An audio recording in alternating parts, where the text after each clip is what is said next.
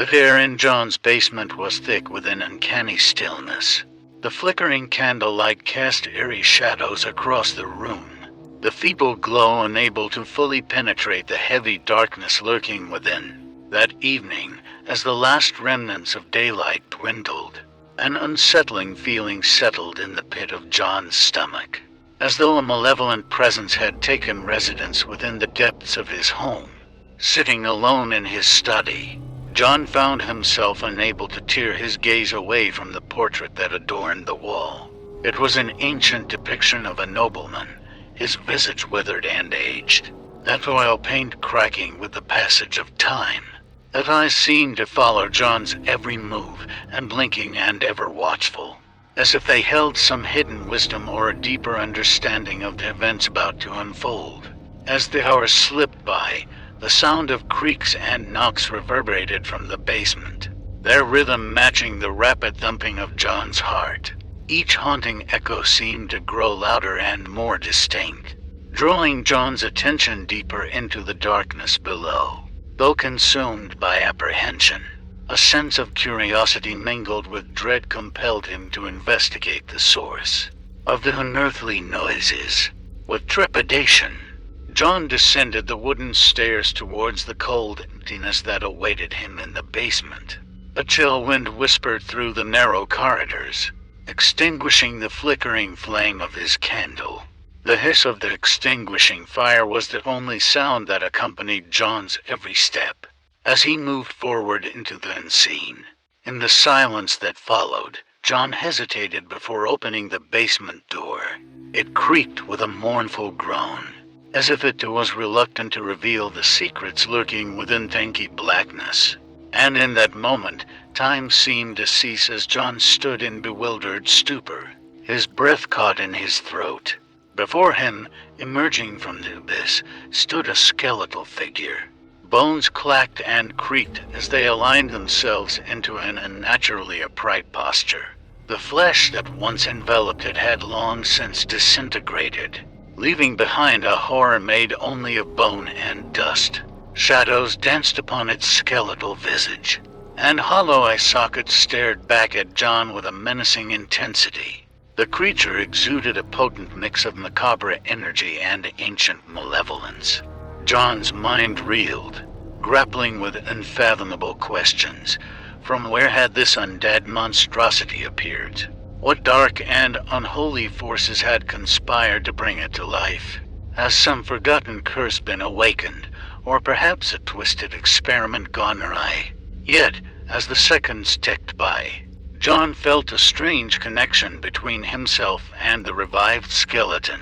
It whispered a haunting melody, carried on an ethereal breeze, and a melancholy yearning echoed through the chamber.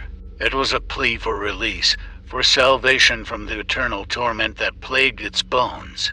John's brow furrowed, his heart wrestling with uncertainty and empathy. Should he attempt to banish this abomination before him or dare to uncover the secrets it held?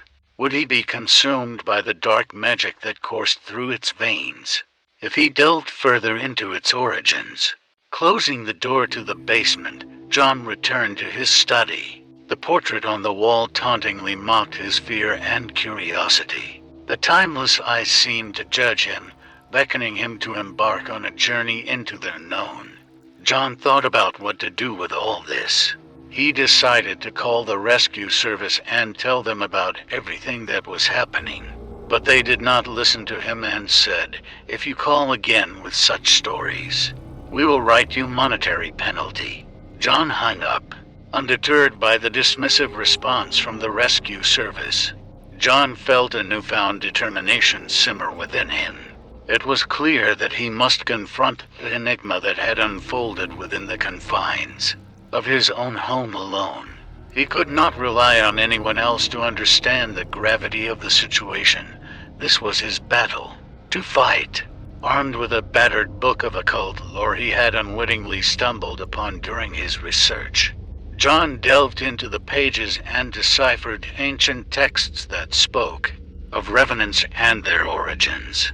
Every word and sigil began to coalesce like a dark tapestry in his mind. guiding him through the labyrinth of forgotten rituals and forbidden knowledge. Night after night, he experimented with long-forgotten rites and incantations, desperate to unlock the secrets that lay dormant within the skeletal remains before him. His sleep became fragmented, haunted by feverish dreams that entwined with reality and merged into a harrowing blend of nightmares and waking visions. As weeks turned into months, the lines between the natural world and the realm of the macabre began to blur for John. Obsessed with discovering the truth, he toiled tirelessly in his study, surrounded by arcane symbols and the sickly scent of ancient tomes. His body weakened, his eyes grew hollow, and his mind danced on the precipice of madness. And then, one fateful night, as the moon hung low in the sky, John unlocked the key to the Revenant's existence.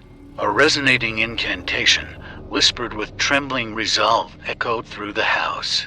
The air crackled with anticipation as the skeletal figure in the basement jerked to life, its every bone pulled by invisible strings. In that moment, the boundaries of life and death, of the natural and the supernatural, melded together, stitching the fabric of reality into a grotesque tapestry. Shadows embraced the room, stretching and twisting with an unnatural hunger for the light. As the skeleton's brittle joints creaked and snapped, the room filled with a spectral aura as the Revenant stepped forth, shedding centuries of isolation and torment. And as its hollow eye sockets met John's own, he saw not a being consumed by darkness, but one who sought solace and redemption from an existence suspended between worlds. With a heart heavy with empathy, John extended a trembling hand towards the creature. It hesitated, its quiet desperation palpable, and then, with an ethereal sigh, it allowed his touch to graze its skeletal frame. In that moment of connection, a flicker of gratitude flitted across the void of its gaze.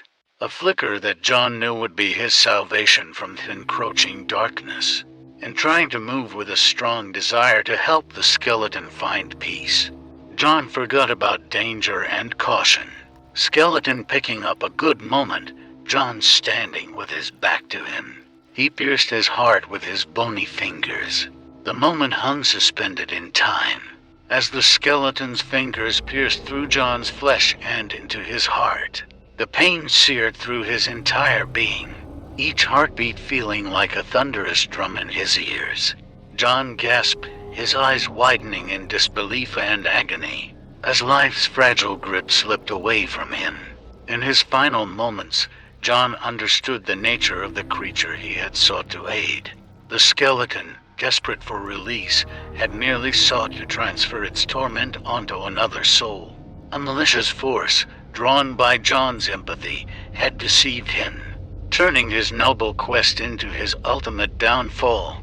As the darkness encroached upon his vision, John's mind swam with regret and despair. He had delved too deep into the abyss and paid the ultimate price. The portrait on the wall seemed to sneer, a silent witness to the tragic irony of his demise. Though John's life had been extinguished, the skeleton stood there, released from its eternal chains. It gazed upon the lifeless form of the man who had once sought to help, its hollow sockets betraying no hint of remorse. The creature had achieved its twisted objective, claiming the spark of life that had illuminated John's eyes. In the aftermath of this macabre encounter, the basement returned to its eerie stillness, the skeleton resuming its place as a lifeless husk, devoid of purpose. The house seemed to absorb the pain and suffering that had unfolded within its walls, carrying the weight of a tragedy that would remain etched upon its very foundation. And as time marched forward, tales and legends would circulate about the haunted house, its basement the domain of a malevolent being that preyed upon those who dared to enter. The story of John's ill-fated encounter with the revived skeleton would become a cautionary tale, whispered among the townsfolk, a chilling reminder of the dangers that lurked in the shadows. Yet, as the years rolled on, The truest tragedy lay not in the basement's dark secrets or the haunting presence of the skeleton, but in the well-intentioned heart of John himself. His desire to aid and understand had been his ultimate undoing, a testament to the fragility of the human spirit when confronted with the forces of the unknown. And so, the tale of John and the revived skeleton faded into the annals of ghostly lore. A tale shrouded in melancholy and lost potential. It stood as a reminder to those who would venture into the realms of the supernatural, urging caution and beckoning them to ponder the consequences of meddling with forces that lie beyond mortal comprehension.